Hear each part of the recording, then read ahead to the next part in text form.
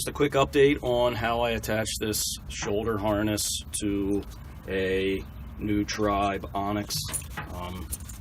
The harness itself is incredible. It's great. I mean, obviously the front here attaches pretty easily to the two connect points.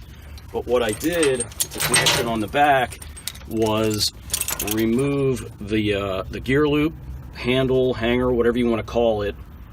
Picked up two of these quick link screw lock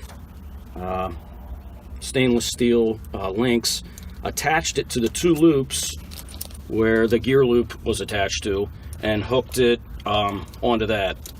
It's worked out really well. I haven't had any issues. I've hung big saws off my saddle. Small saws work great. So yeah, I mean, it's worked out fine for me. So give it a shot for the new Tribe.